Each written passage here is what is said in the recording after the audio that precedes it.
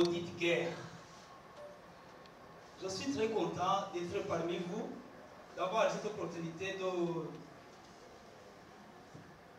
de prendre la parole et de vous présenter les conséquences de la guerre et partager ensemble les solutions pratiques.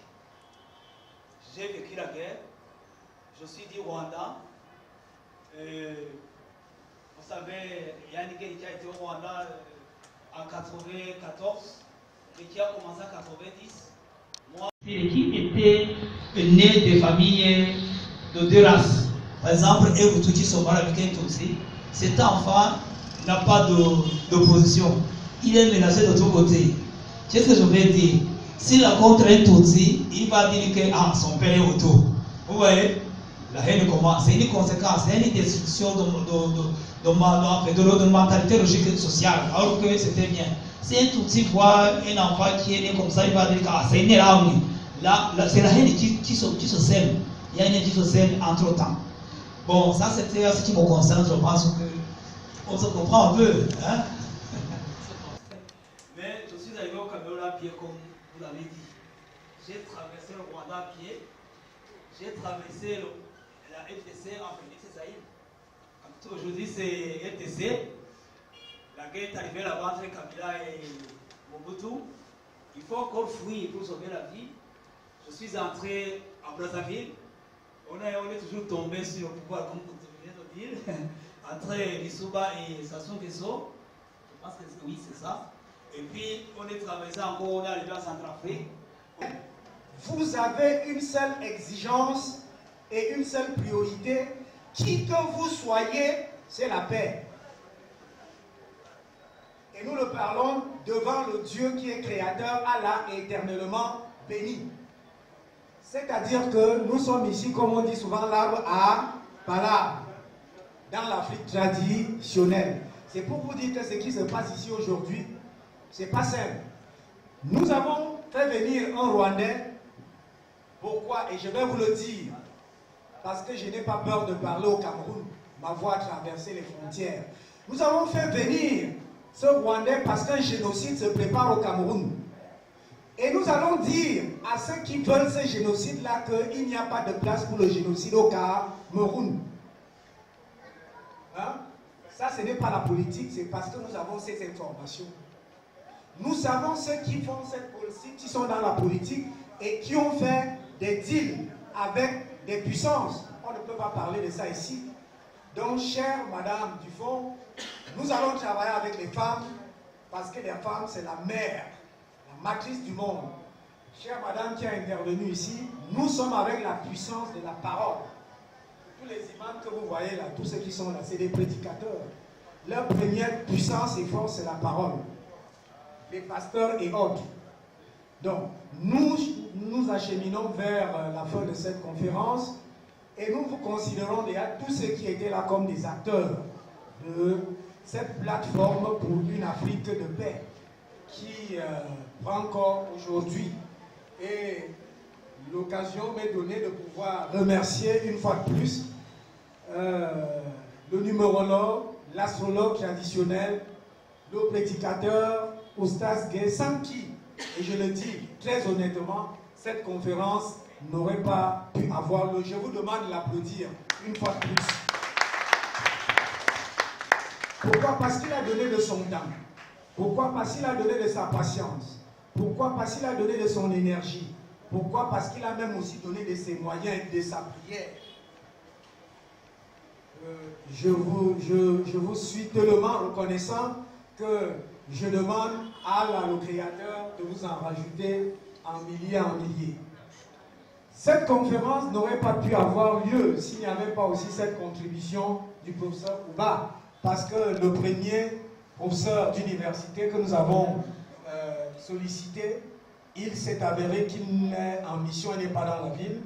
Et vous comprenez donc le sens du service, le sens de l'amour, le sens de la solidarité, le sens du don de soi. Et le professeur Ouba est ce soir le symbole même de ce sens du don de soi, parce que ça fait justement 4 jours qu'il a été sollicité pour cette conférence et vous voyez qu'il est là.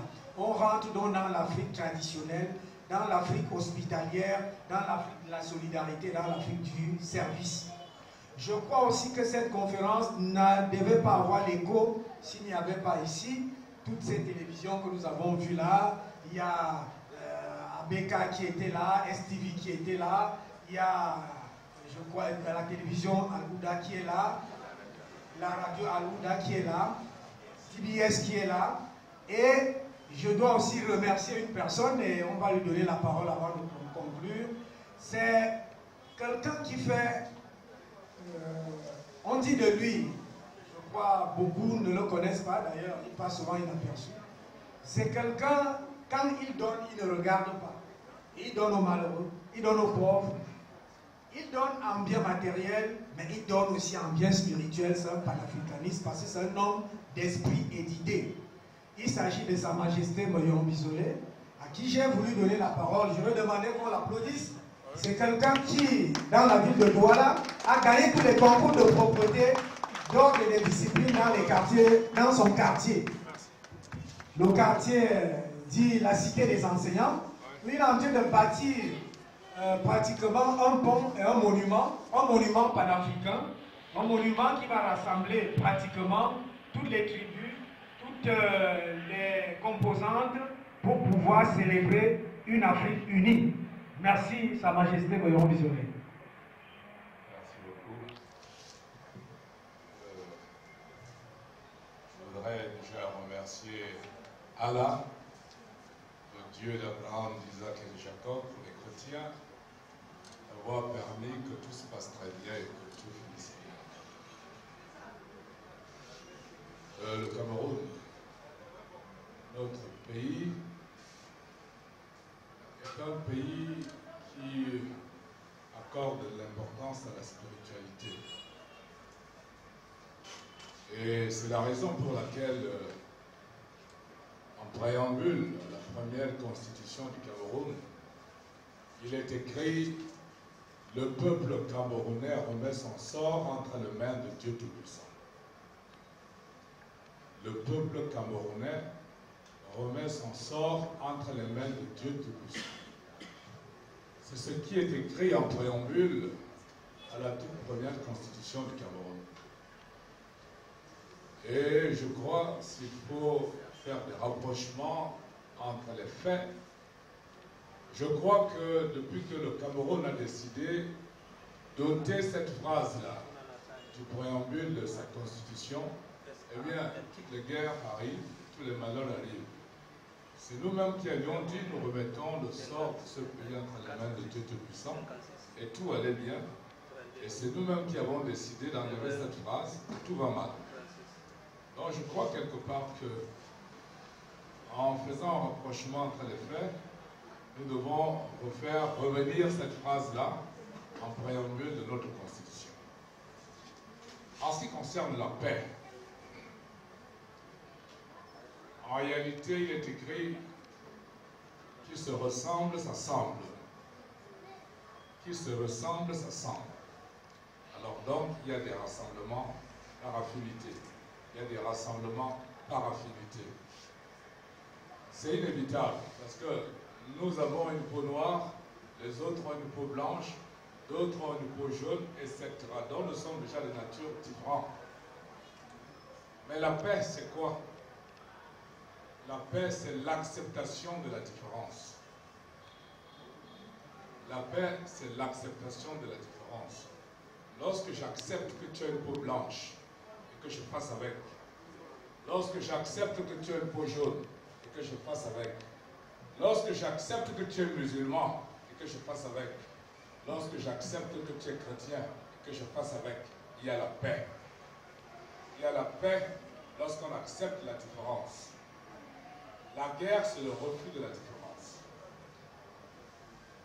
La guerre, c'est le refus de la différence. La paix, c'est l'acceptation de la différence. C'est la raison pour laquelle je pense que j'ai toujours pensé à cela. Si nous voulons vraiment promouvoir la paix au niveau maximum. Il faudra, déjà sur le plan des religions, n'avoir qu'une seule religion. Il faudra que l'islam et le christianisme fondent une religion. Ça sera la religion christiano-islamique peut-être, mais alors là, nous aurons brisé la barrière. Tant qu'il y aura les musulmans d'un côté, les chrétiens d'un côté, la guerre va toujours hanter. Elle va toujours hanter les sociétés. Le jour où il n'y aura plus les chrétiens, il n'y aura plus les musulmans, je vous assure, la guerre va reculer de beaucoup. Le jour où nous allons nous dire, à partir d'aujourd'hui, nous allons refonder toutes nos traditions. Par exemple, lorsque vous allez à l'ouest, il y a des traditions. Lorsque vous allez au nord-ouest, il y a des traditions. Ça fait la différence. Il faudrait que nous nous asseyons et que nous rassemblions toutes nos traditions et coutumes et que nous tirions de là ce qui est bien et que nous fassions une tradition qui soit commune à tous les Camerounais et des coutumes qui soient communes à tous les Camerounais. Tant qu'il va encore avoir ces différences, ce sont ces différences qui maintiennent le spectre de la guerre. Pour faire disparaître le spectre de la guerre, il faudra briser les différences, il faudra briser les limites pour ne faire qu'un seul. C'est dans l'unité qu'il n'y a pas de guerre. Et pour finir, lorsqu'on dit qu'il y a la guerre parce que les politiques se battent pour ceux qui ont faim, les politiques vont vous dire comment peut-on vivre dans un pays là où les gens ont faim? La spiritualité ne peut se faire lorsqu'il y a la famine. Mais qui a faim? Lorsque nous allons toujours encourager comme monsieur de 42 ans, qu'on se batte pour lui parce qu'on dise qu'il a faim, ça serait encourager la fainéantise. Comment voulez-vous que les gens à 40 ans, 50 ans, qu'on dise qu'il a faim? Mais il a faim parce qu'il veut avoir faim. N'encourageons pas cela. Ce qui nous manque, je vous dis, si vous prenez les pays occidentaux et les pays africains, vous allez vous rendre compte que chez nous, nous avons le culte du diplôme. Nous avons le culte du diplôme. Mais regardez, depuis les indépendances, combien de certificats avons-nous? Le breveté, ceux qui ont le probatoire, ceux qui ont le baccalauréat, ceux qui ont le doctorat, ceux qui ont l'agrégation. Est-ce que ça change l'Afrique? Rien. Nous avons des milliers de professeurs agrégés. Est-ce que ça change l'Afrique? Rien. Donc le diplôme ne nous sortira pas de ce développement. Ce qui fait la différence entre l'Afrique qui reste sous-développée et l'Occident qui reste développé et continue à l'être, c'est l'inventivité, c'est la créativité. Nous n'inventons rien. Regardez, prenez cette salle. Ça, c'est le blanc. Là, c'est le blanc. Là, c'est le blanc. Les habits que vous portez, c'est le blanc. Où êtes-vous? Nulle part. Les Africains restent d'éternels bébés. D'éternels bébés. Comment voulez-vous qu'on dise que quelqu'un 40 ans, il a faim? Il n'arrive pas à inventer. Le jour où tu inventes, une invention, ça te fait des milliards. Tu crées une entreprise qui va résorber le chômage, qui va apporter une plus-value à vos matières premières et qui va apporter quelque chose au PIB. Mais les Africains n'inventent pas. Ils comptent sur le pétrole, ils comptent sur le bois, ils comptent sur le diamant, ils comptent sur l'or. Tout ça va disparaître d'un moment à l'autre. Les autres n'ont pas le pétrole, ils n'ont pas l'or, mais ils sont plus riches que nous parce qu'ils inventent. Donc je confie les Africains à quitter le culte du diplôme. Il faudrait que nous installions le culte de l'inventivité et de la créativité. Il faut inventer. Il faut découvrir. La science n'est pas pour les Blancs. La science, c'est pour tout le monde. Merci.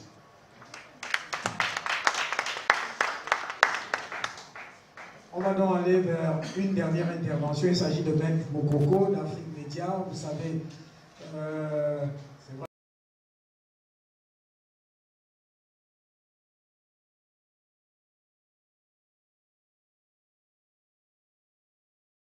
En tant que musulman et spiritualiste, je souhaiterais qu'il essaie un peu de nous donner, ou alors nous donner des éclaircissements, si possible, s'il y a une différence entre spiritualisme et spiritualité. Ça, c'est la première question. Et la deuxième question, il a parlé, n'est-ce pas, de la paix interne, en quelque sorte la paix intercelle, qui est un besoin universel pour tous. Peut-on, n'est-ce pas, résigner en tant que musulman ou en tant qu'être humain si on veut garder l'intercelle? Comment peut-on transcender le moi pour avoir la paix, cette paix dont vous avez parlé, Oustaz? Troisième question, vous avez donné un élément qui est un handicap pour la paix dans la société tout entière. Comment est-ce qu'on peut vivre avec un égoïste? Comment peut-on vivre avec un égoïste? Et comme quatrième question, qui est adressée à Oustaz et en même temps au professeur Ouba en tant que musulman. Je ne sais pas si c'est une question, si je peux considérer cela comme une question, ou alors s'il faut que je parle en tant que créature d'Allah, parce que dans la salle, il y a des chrétiens. Et Oustaz a fait mention du Saint-Coran, quelques exemples dans l'islam, ainsi que le professeur Ouba. Excusez-moi de pouvoir dire cela, c'est peut-être un plus pour nos confrères chrétiens. S'il faut aller dans Galates 5, vous verrez les œuvres de la foi qui font partie de la paix dont Oustaz Gaye a parlé. Alors comment peut-on mettre en exergue tout ceci, Oustaz? Alors, professeur, assalamu alaikum wa rahmatullahi wa barakatuh. D'accord. Merci madame, c'est compris. Et quelle est la différence entre la spiritualité et l'espiritualisme? On dit la spiritualité, on dit aussi la spiritualisme. C'est différent. Spiritisme est différent de spiritualiste ou bien spiritualité. Bon, la spiritualité a deux faces. Esprit, j'ai dit bien au début que c'est-à-dire la spiritualité est la base de toute religion. Je l'ai dit ici. Voilà, la spiritualité a deux faces. Une côté de la religion, une autre côté qui est de la théologie, qui soit la théologie africaine ou n'importe quelle théologie. Ça fait partie de la spiritualité. Donc voilà, l'espiritualisme, c'est un peu différent. L'espiritualisme, parce que beaucoup, le mot que vous venez de dire, c'est quelque chose que j'ai pris le temps pour comprendre comment ça se passe. Au début, ça fait peut-être plus de 10 à 12 ans comme ça. L'esprit, j'ai déjà parlé de la spiritualité de la religion, la spiritualité hors de la religion. Le spiritualisme, on ne dit plus la spiritualité, là c'est plutôt le spiritualisme. Le spiritualisme c'est quoi? C'est la spiritualité qui prend des deux côtés. Deux côtés comme la magie noire, comme la magie blanche, comme la magie rouge, comme la magie verte. On peut aussi mélanger un peu de la religion dedans. Voilà un peu la différence entre le spiritualisme et la spiritualité. Ça, c'est d'abord la première. Quand on dit maintenant la spiritualité, dans la religion, il y a la spiritualité. Dans toutes les religions, il y a la spiritualité. Autre chose aussi qu'on fait, qu'on peut l'appeler la spiritualiste. La spiritualité, je voulais dire. Donc, voilà un peu la différence entre spiritualisme et spiritualiste, entre les spirituels ou bien spiritisme. Tout coup, comme vous voulez. Ça, c'est d'abord. L'égoïsme. Oui, la paix d'intérieur, on a un peu parlé. Voilà, comment construire la paix d'intérieur? Il y a d'abord ce qu'on appelle le calme, comme j'ai dit ici tout à l'heure. Il y a le calme, il y a la patience, il y a aussi la foi, le calme, la patience, la foi, la confiance en toi ou bien en soi et la confiance en soi que je voulais dire, et aussi encore la foi en soi. La foi en Dieu est différente de la foi en soi. La foi en soi, c'est quoi? De croire toi-même ce que tu es capable, et de croire ton moi intérieur. Il y a ce qu'on appelle la vérité de l'intérieur qui ne dit pas son nom. C'est cette vérité-là qui nous juge, comme on dit, la loi de la nature. Vous voulez ou pas, il fait sa loi. La nature. C'est la même chose que de la paix de l'intérieur. Qu'est-ce que je peux vous dire? Les prières, ça fait partie. Mentionner les noms de Dieu en tant que croyant, ça fait partie. Le calme fait partie. La patience fait partie. La foi en Dieu, la foi en soi, la confiance. Voilà ce que je vous dis. Il y en a tellement beaucoup. D'autres même disent que la lecture fait partie de la paix de l'intérieur.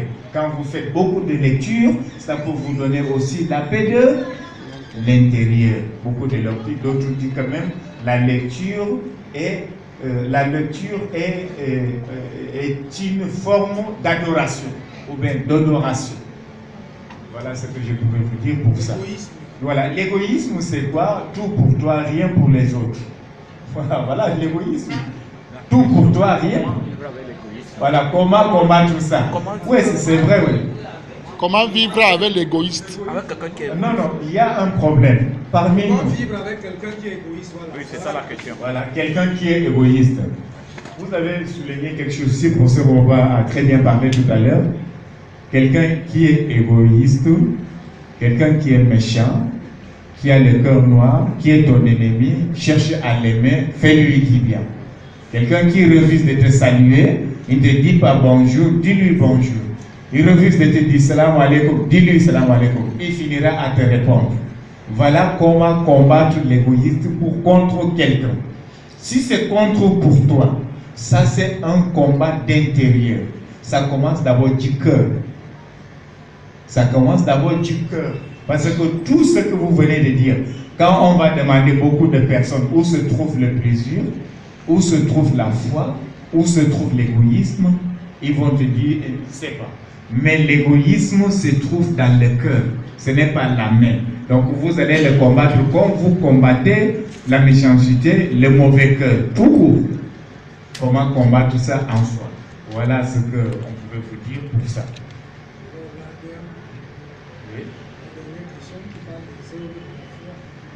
Les œuvres de la foi, il y a des choses qu'on peut faire pour avoir plus de foi. Les œuvres de la foi, c'est comment faire pour augmenter votre foi. Ou c'est la foi en religion, ou bien c'est quelque chose que vous êtes en train de faire, avoir la foi. Même ne serait-ce que quand vous donnez un travail à quelqu'un, il faut lui faire confiance. La foi fait partie de la confiance. Ou bien la confiance fait partie de la foi. C'est ce que beaucoup, ça pousse distinguer les choses. Par exemple, maintenant, je prends seulement un exemple. Si vous prenez le temps peut-être pour écouter Oustaz Gaya à la télé, qu'il soit DBS ou Afrique Média ou dans d'autres médias, parce que vous avez conscience que celui-ci, on lui croit et tout ce qu'il dit est vrai. Ça, c'est d'abord la foi qui ne dit pas son nom. Quand vous allez manger peut-être un beignet ou bien la viande, ça fait agréable. On te demande où se trouve le plaisir. Le plaisir se trouve où? Dans la foi. Dans la foi. Non, le plaisir ne se trouve pas dans la foi. Vous buvez l'eau, vous mangez, on vous demande le plaisir là-haut. L'autre, on vous dit que c'est dans le ventre, c'est dans le cœur, c'est dans la poitrine. Le plaisir est ici. Regardez là où je tape. Là, c'est là où le plaisir se trouve. Ce n'est pas le cœur, la bouche, ce n'est que le goût. Ce n'est que le goût pour distinguer pimenté, salé, c'est cuit ou pas. Je ne sais pas si on fait comprendre. Bon, donc c'est un petit peu de là. Il y a encore d'autres que je n'aime pas beaucoup dire. Avec des questions, on va vous révéler beaucoup de choses. Posez bien les questions. Quand on pose une question, 4 personnes profitent. La personne qui a posé la question, il profite. La personne qui avait envie de poser la question, celui qui aime, on pose la question, et la personne qui répond des questions parce qu'on ne l'a pas posé ça depuis longtemps. Merci.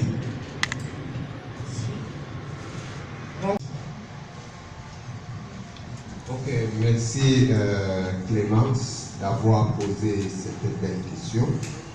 Vous savez, on dit toujours de cultiver la passion du cœur et l'émotion de l'esprit. Parce que nous savions que l'être humain est géré par le subconscience et le subconscience. Par la conscience, pardon, et le subconscient. Parce que déjà, il faut se connaître soi-même. Il ne faut pas prendre toute décision par passion. Donc, il faut essayer de maîtriser ses passions, ses pulsions. Sur le plan pratique, comment le faire?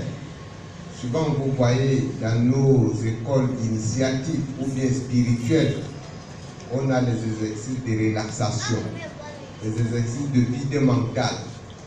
Vous vous couchez peut-être 15 à 20 minutes. Vous libérez votre tête de tout stress. Souvent même la guerre provient de nous. Quand vous voyez des personnes se suicider, des personnes stressées, vous vous demandez quel est le monsieur là. Il a tout. Ou bien cette femme-ci a tout sur sa vie. Elle vit bien, elle loge bien, elle a un mari, elle a des enfants, elle a tout. Mais vous comprenez qu'elle s'est suicidée. Ou qu'il s'est suicidé. C'est parce que quelque part, on n'a pas pu maîtriser cette passion du cœur. Il suffit que peut-être cette personne vous a aperçu avec une bijou qui ne coûte même rien. Mais elle met dans son cœur qu'une femme comme Clémence là, qu'est-ce qu'elle veut montrer? Vous comprenez? Et maintenant, dans la nuit, elle ne dort pas. Maintenant, lorsque la vitesse de sédimentation du sang propulse le cœur et ça atteint le cerveau, c'est là sur le plan médical qu'on appelle que vous êtes victime d'un accident cardiovasculaire. Et c'est la mort. Vous comprenez? Parce que vous n'avez pas pu maîtriser les passions du cœur. Imaginez quand vous avez un problème peut-être de haine avec quelqu'un, la nuit, vous ne dormez pas, le cœur propulse. Il y a, n'est-ce pas, ce qu'on appelle la vitesse de sédimentation du sang dans le vaisseau. Et lorsque cette vitesse atteint le cerveau, dans l'esprit, parce que l'esprit loge au cerveau, paf, vous êtes paralysé. Il y a ce qu'on appelle accident cardiovasculaire. Donc, il y a le yoga. Ça, c'est une discipline que font les bouddhistes. Souvent, vous voyez quelqu'un se concentrer, méditer. Il y a le jeûne. Que vous pouvez jeûner. Ça vous fait éliminer toutes ces passions. Vous comprenez, il y a maintenant la simplicité, faire des offrandes. Quand vous voyez des personnes qui font des sacrifices, retirer leur bien, offrir, c'est pour montrer qu'ils dépassent cela.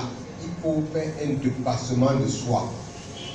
Donc c'est là, lorsque vous faites ce dépassement de soi-même, vous serez toujours en haut. Donc, un adage africain dit que la main qui donne, elle est plus en haut que celle qui est en train de recueillir. Donc il faut toujours donner, pas le matériel, mais donner l'amour à son prochain.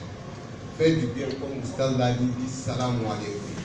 La paix soit avec vous. Même si quand vous êtes dans un taxi, vous voyez un occupant à bord, dites bonjour, vous soyez gentil. Alors, mais quand vous êtes frustré, vraiment vous lui donnez la frustration, et c'est là où vous avez aussi, sur le plan métaphysique, le choc en retour. Vous comprenez? Donc, il y a beaucoup de choses. Donc, cultiver l'esprit de la patience, l'endurance. Voilà les deux mots-clés, la patience et l'endurance. Et faire le jeûne. Merci. Merci, on va donner la parole à... Vraiment, moi, il y a quelque chose qui m'a très marqué, c'était le témoignage de notre frère rwandais. Vous savez, en tant que médecin, nous vivons avec des personnes qui sont très diminuées et parfois nous avons besoin de témoignages pour pouvoir entraîner un changement de comportement, ou bien une prise en confiance des autres patients à travers d'autres patients qui ont eu des expériences positives et qui s'en sont sortis. ce n'est pas une question en tant que telle, mais c'était un plaidoyer. Si on peut avoir des témoignages de ce genre, déjà dans des, je vais dire, dans des espaces un peu plus grands, je pense que ça peut apporter un effet très positif. Et l'idéal même serait le témoignage.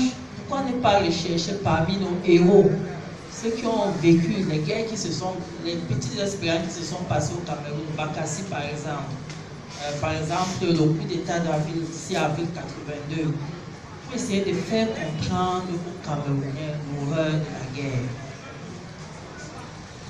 Dans les émissions, dans les conférences, c'est très important. Il faut que les gens aient la chair de poule quand ils entendent parler de la guerre.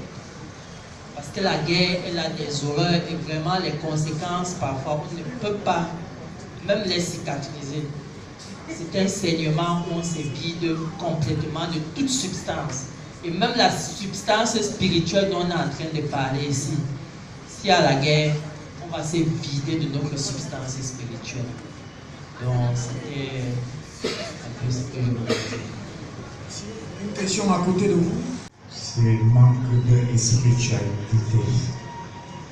Là, ou bien le véritable problème, le vrai problème, qu'ils soient musulmans, chrétiens, juifs, athées, les spiritualités, quand vous avez le manque de la spiritualité, ça ne peut pas marcher. Même si vous occupez un grand poste, ça ne peut pas manquer. Ça ne peut pas aller. Donc, les spiritualités, ça se travaille. On n'est pas avec, il y a souvent quand même les dons. Mais tout s'apprend dans la vie. Tout s'apprend dans la vie. Si vous voyez qu'il y a certaines personnes qui ont certains dons, qui sont nées avec certaines choses, mais si vous voulez connaître ce que c'est la spiritualité, ou bien qu'est-ce que vous pouvez faire pour avoir la spiritualité, il faut s'approcher des spiritualistes. Ils vont vous le montrer comment avoir. La paix du cœur viendra que de la spiritualité. Là, on n'avait pas le temps pour dire beaucoup de choses là. La paix d'une nation, d'une communauté, d'un pays, c'est la spiritualité. On doit un peu conscientiser les gens. J'ai bien dit, c'est dans les esprits des hommes et femmes qu'on doit construire la paix.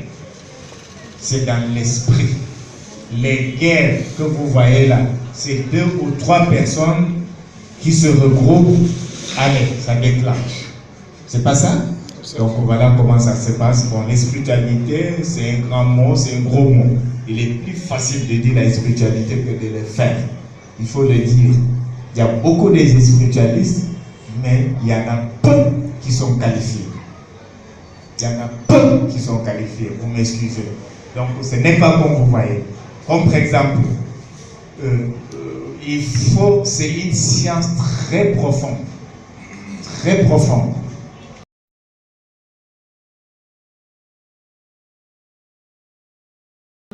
Mesdames, mes chers invités, chers conférenciers, peuple de la paix, bonsoir. Je suis très heureux d'assister à cette conférence qui m'a édifié dans certains zones d'ombre. Et à travers le témoignage de notre frère Rwandais, nous avons compris que nous avons besoin de la paix plus que jamais. Sans la paix, je ne serais pas ici pour vous présenter nos produits. Il s'agit donc de la société Cor Rouge, qui fait partie des entreprises du groupe d'Ampulo. Nous avons Cor Rouge fait dans la fabrication de farine. Nous avons 4 gammes de farine. Mais la gamme qui est plus importante pour vous et qui peut être considérée comme celle des ménages, c'est la farine Sobadio. Sobadio en d'autres termes veut dire mon ami. Donc, j'espère qu'à partir de maintenant, cette farine va être votre ami. En effet, la farine Sobadio, c'est la farine faite à base du blé. du blé est enrichi en fer, en vitamine B12.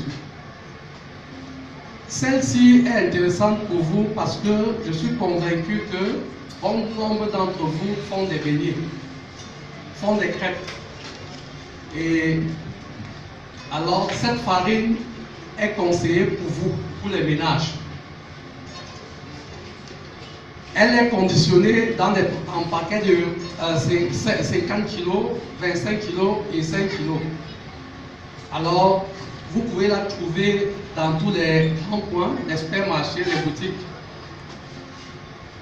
Frères et sœurs, peuple de paix, je vous remercie et j'essaie de pouvoir compter sur vous pour sa consommation. Merci. Merci. On applaudit Farine Moulin Rouge, deuxième partenaire Afrique Média qui est avec nous. Je ne sais pas si le représentant d'Afrique Média est là. Voilà, on va DBS qui est avec nous. DBS qui a participé activement à la mise en place et à l'organisation de cette conférence en tant que média. Il s'agit bien de la paix et de la spiritualité.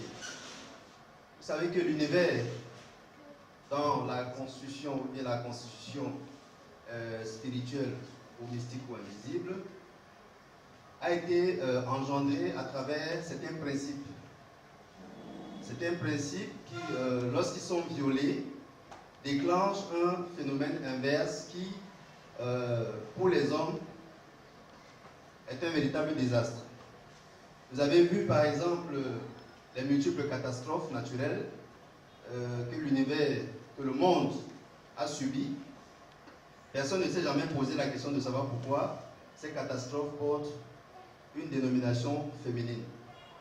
Katrina, Véronica, ainsi de suite. Alors, lorsque les deux piliers centraux qui constituent l'arbre de vie de l'univers, c'est-à-dire les deux principes qu'on appelle également dans la tradition kabbalistique, les deux piliers du temple sont fortement déstabilisés. Il se produit, comme cela s'est passé bien évidemment aussi au jardin d'Éden, la chute. Alors c'est cette chute-là qui continue de manière karmique à déstabiliser l'être humain et l'humanité. Nous sommes quelque part enchaînés dans les méandres de ce désastre naturel ou écologique ou spirituel, je peux dire ça comme ça. Je rappelle en passant que je suis exorciste du premier degré. Donc, en tant qu'exorciste, je connais les principes et les lois de la bataille avec le monde infernal ou le monde diabolique. Il s'agit donc pour nous ici de prendre conscience de ce que on doit se déconnecter de manière consciente. On doit se déconnecter de notre subconscient. On doit se déconnecter de notre mental. On doit se déconnecter par la prise de conscience personnelle et volontaire de cette caste diabolique et satanique qui nous fait agir d'une certaine manière, créant ainsi le processus inverse qui crée davantage le karma de la terre. Quelqu'un a dit ici tout à l'heure que le monde, dans tous les compartiments, il y a des guerres. Il y a des guerres, pourquoi? Parce que le karma de la terre est tellement pesant. Le magnétisme naturel qui ressort ne peut plus avoir une fluidité, c'est-à-dire qu'un circuit, c'est un peu comme le sang dans le veine, comme disait le professeur tout à l'heure. Ce sang-là ne peut plus circuler normalement, de façon harmonieuse dans les veines. Il y a des points de blocage qui, à chaque moment, créent des petits courts-circuits qui sont des petits AVC pour la Terre. Et c'est un peu ce qui est en train d'arriver au Cameroun. Donc il est question maintenant d'essayer de prendre conscience, chacun d'abord, c'est chacun d'abord, parce que la paix commence par une personne. C'est donc l'énergie de cette personne-là qui est déclenchée, qui est véhiculée au niveau des autres. Dans votre famille, si une seule personne crée une certaine énergie de paix continuelle, cela va, que vous le vouliez ou pas, influencer quelques individus qui vont à leur tour faire transmettre cette chaîne et ainsi de suite. Donc, pour ma part, je ne vais pas développer longtemps. J'ai été très ravi de partager ces quelques minutes avec vous, tout en espérant que nous aurons dans des jours ou des mois à venir d'autres échanges encore plus productifs que celui de ce soir. Comme disait quelqu'un, que Dieu bénisse le Cameroun, que la paix soit en Afrique et dans le monde entier. Je vous remercie. On est pratiquement vers la fin. Le temps qui nous est imparti, on doit libérer cette salle à pratiquement 20h. 20h moins 6 au Stade. Vous avez 1 minute pour votre dernier mot. 1 minute. Merci beaucoup. Comme vous êtes venus nombreux comme ça, c'est juste un petit truc que je vais vous donner qui va vous aider beaucoup. Comme on a parlé de la spiritualité, il faut que je vous donne une petite astuce qui va vous aider vous tous. Donc écoutez attentivement. Plus particulièrement, nous disons merci aussi à Sa Majesté qui parlait tout à l'heure de Rastafari, de Haïlé Selassie. On a un peu parlé de son histoire tout à l'heure. Partout. Merci vraiment, ça fait du bien. Et son histoire d'Haïlé Selassie, Tafari Mekanem, si je m'entends bien. Voilà, et ce que je vais vous dire, pour se protéger contre les mauvais yeux, la mauvaise bouche, qui veut dire la mauvaise langue, les petits sorciers, pas les grands sorciers, hein. Aussi chercher le malheur, aussi pour qu'on te voit bien, un peu rayonner. Voici l'astuce. Et quand vous vous levez le matin, dès que tu te lèves le matin, tu prends l'eau, tu mets dans ta bouche, tu tournes, tu garganises. Après cette eau-là, tu verses sur la paume de main droite et tu laves le visage avec. Et c'est fini. Donc voilà ce que je pouvais vous donner pour que vous rentrez quand même, ne serait-ce qu'avec une petite astuce. Merci et à la prochaine, Inch'Allah. Merci donc à vous tous. Rendez-vous à la prochaine conférence. On va vous communiquer. Mais Oustas a dit quelque chose tout à l'heure. Nous sommes déjà invités par au moins 2 pays d'Afrique. Donc la caravane qui commence aujourd'hui, elle fera certainement le tour de l'Afrique. Dans ce sens-là. Et au niveau du Cameroun, je dois aussi vous dévoiler cela, toujours dans le sens de la dame. La plateforme pour une Afrique de paix se propose de saisir de manière officielle les 9 personnes qui sont engagées à l'élection présidentielle au Cameroun, en leur déposant ce qui a été dit et fait aujourd'hui, et en leur disant aucune erreur, aucune acceptation ne leur sera accordée pour ceux qui veulent aller dans la dérive de la guerre, parce que nous connaissons les vicissitudes et les conséquences. Vous avez suivi le témoignage tout à l'heure du Rwandais. Donc, nous vous rassurons sur notre engagement qui est formel, que nous tenons de la grâce du Créateur, parce que c'est Dieu qui détient toute vie. Ceux qui allument les guerres et autres là, Dieu sait régler leur compte. Mais maintenant donc, nous vous remercions d'être venus et nous allons faire une courte prière et terminer par... Non, c'est déjà plus de 18h, on ne fait plus le refrain d'hymne national, on va terminer par la prière. Merci à vous tous, parce que vous êtes des acteurs de paix, des soldats de paix. Merci une fois de plus. Avoir permis que cette conférence puisse se passer dans la paix, dans la sérénité et dans l'attendement. Seigneur, nous te remercions grandement. Donne-nous la paix, la prospérité dans notre pays. Seigneur, ouvre-nous les portes du succès, de la santé et de la stabilité. Nous te remercions, Seigneur, que ton nom soit sanctifié. Amen. Amen. Merci et je crois...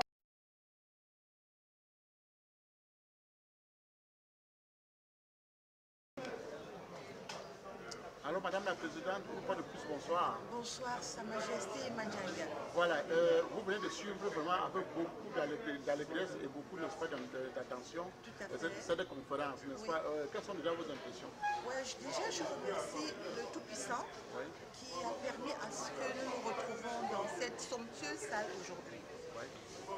Ici, il y avait des musulmans, il y avait des chrétiens, il y avait toutes personnes confondues. La conférence a été tellement bien perçue que je ne saurais quel terme utiliser. Parce qu'elle nous a enrichis spirituellement, physiquement, moralement. Il ne faut toujours pas regarder la richesse financière parce qu'elle est passagère. La richesse spirituelle, comme nous a procuré cette conférence d'aujourd'hui, est vraiment bien, est porteur ou alors porteuse d'un message de paix. La paix. Sans la paix, on ne peut même pas avoir les finances. Sans la paix, on ne peut rien.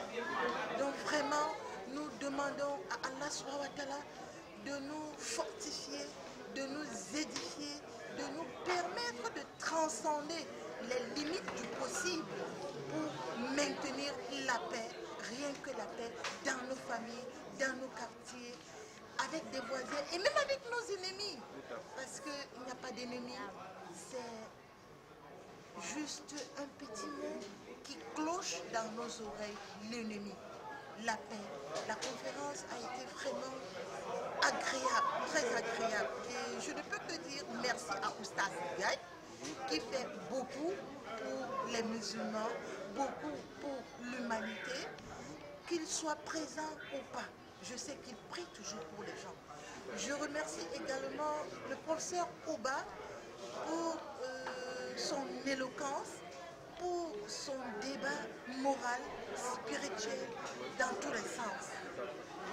Voilà, vous êtes venu, madame, vous êtes venu avec les tout petits. Je vois celui-ci qui sourit. Enlève les mains. Ah oui, ça va? Ça va bien. Ah oui, tu as bien suivi la conférence, non? Oui. Voilà. Bon, je suis aussi avec une soeur, une amie, une soeur. Alors, qu'est-ce qu'elle peut aussi dire par rapport à la conférence? Là, c'est vraiment une grande Sénégalaise. Ouais. Alors, elle est sénégalaise. Elle est sénégalaise. Ah, d'accord. Je pense qu'elle va nous donner vraiment quelque chose de oui, bien docteur. En tant que sénégalaise et je suis dans sur la terre camerounaise. Qu'est-ce que tu peux dire? Bonjour. Bonjour. Sorna. Je suis sénégalaise. Oui, tu t'appelles comment? Des Sornagaï. Ah, d'accord. Parle un peu à haute voix. Je m'appelle Des Sornagaï. D'accord. Fille de Oustaz Gaye et de Rainato. D'accord. Je voudrais remercier ces personnes qui ont participé à cette conférence. Oui. Et cette conférence m'a permis de connaître beaucoup de choses que je ne savais pas sur la paix. Sur la paix et sur la vie en société. Voilà. Bon, il y a des personnes qui ont été gentilles, aimables, qui ont pu nous conseiller des choses que moi je ne savais pas. Bon, je voudrais les remercier. Bonne chance pour la prochaine fois. Voilà. Ok, bonne chance aussi. Hein? Et bon retour à la maison. Hein? N'est-ce pas, mon ami? Ah, tu es tout bien en train de sourire. Vous venez, n'est-ce pas, de suivre cette conférence. Quelles sont déjà vos impressions? Bon, mon impression est que la conférence est bien passée. Oui. Tout ce qu'on a parlé ici, c'est valable. Oui. De tout ce on veut la paix. Tout à fait. Sans la paix, il n'y a pas. Sans la paix, il n'y a pas la. Sans la paix, il n'y a pas. C'est pas bien, quoi. Oui, c'est pas bien. Okay. Mais maintenant, là, s'il n'y avait pas la paix, je ne pouvais pas te voir.